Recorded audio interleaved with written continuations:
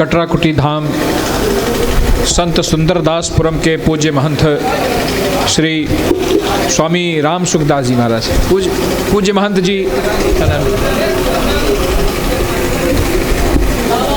श्री राम सुखदास जी महाराज, आप जिन्होंने बड़े परिश्रम से और हम लोग जिनका आदेश हुआ इस पूरे कार्यक्रम के जो संयोजक हैं, और आप लोग स्वामी चिन्मयानंद जी महाराज जी क्षमा करेंगे हमको, आदरणीय कर्नल केसी मिश्रा जी जो कि बस्ती से पधारे हैं, पूर्व सैनिक हैं, और मैं जब बहुत छोटा सा था तब से हमारा आपका रिश्ता है, मेरे मंदिर पे आपका आना जाना, और एक बड़ी पारस्परिकता इनके परिवार के साथ, और आज इनसे यहाँ मिलना मेरे लिए बड़ी सुखद अनुभूति रही। इनसे मिलने मुझे खुद भी बड़ा अच्छा लगा कि आपसे यहाँ पर मुलाकात हुई।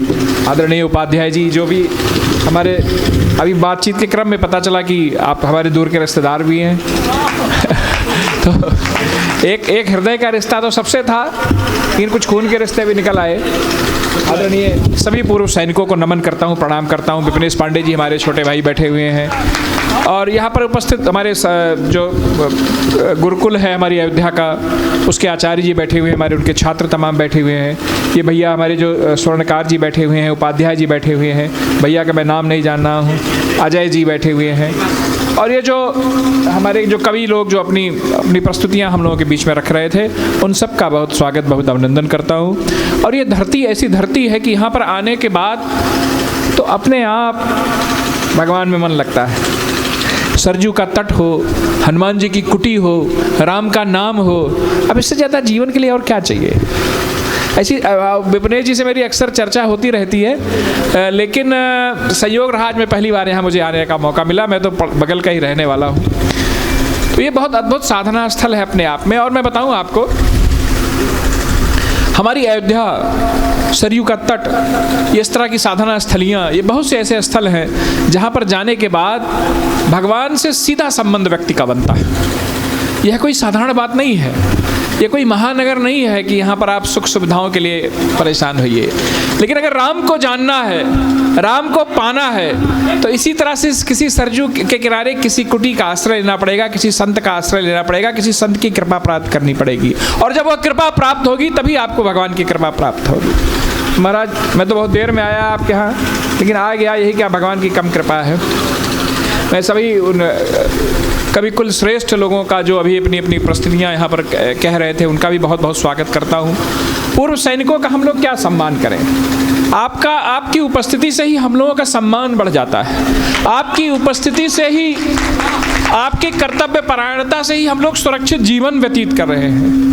आपके तमाम बलिदानों से यह देश सुरक्षित है, इसकी आने वाली पीढ़ियाँ सुरक्षित हैं। हम आपका क्या सम्मान कर सकते हैं। आपकी उपस्थिति तो हमारे अस्तित्व के लिए एक प्रकार से अनिवार्य है। अगर आपकी उपस्थिति और आपकी कर्तव्य परायणता न हो तो हो सकता है कि हमारे अस्तित्व पर ही प्रश्न चिन्ह लग जाए।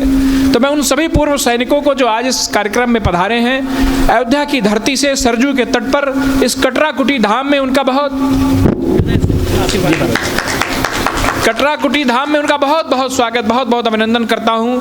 और भगवान के श्री चरणों में यही प्रार्थना करता हूँ कि इनकी इस कर्तव्य परायणता पे अपनी कृपा दृष्टि इसी तरह से बनाए रखें, ताकि हम सब लोग इनकी कर्तव्य परायणता की आड़ में ऐसे सुरक्षित जीवन हम लोग व्यतीत कर सकें। आप सभी का बहुत बहुत स्वागत है, बहुत बहुत अभिनंदन है। आज जो अवसर है वह सेना के वीर सपूतों का सम्मान करने का है।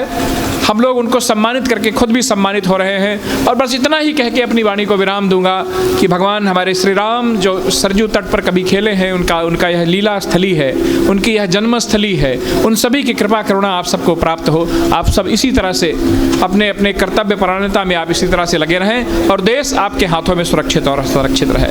आज के दौर में कोई चीज़ कह पाना बड़ा आसान है, हमारे सीधी वाले भैया अभी कह रहे थे, लेकिन मुझे लगता है कि किसी चीज़ पर निश्चयात्मक निर्णय बनाने के पहले और भी अध्ययन की अभी आवश्यकता है। तमाम इतिहास को लेकर, तमाम मान्यताओं को लेकर इस समय एक झूठा वातावरण गढ़ा जा रहा है, सब पे प्रश्न चिन्ह लगाया जा रहा है। ठीक है, जिनकी जो पीढ़ी रही, जिनका जो योगदान रहा, अब हमारी पीढ़ी, हमारा कर्तव्य है हम आगे इसको बढ़ के जाए। तो उन सब चीज़ और सी चीज़ों को बहुत गहनता में जाने की भी आवश्यकता है। खैर वह विषयांतर हो जाएगा, उसको कभी इस विस्तार पे उस पर बात की जाएगी। मैं उन सभी के प्रति श्रद्धावन्वित होते हुए, इस पूर्व सैनिकों के प्रति श्रद्धावन्वित होते हुए और इस कटराकुटी धाम में जो साधना के कण बिखरे हैं उसके कुछ कण मुझे भी प्राप्त हो जाएं, इसी मनोकामना के साथ अपनी वाणी को विराम देता हूँ। जय जय श्री सीताराम।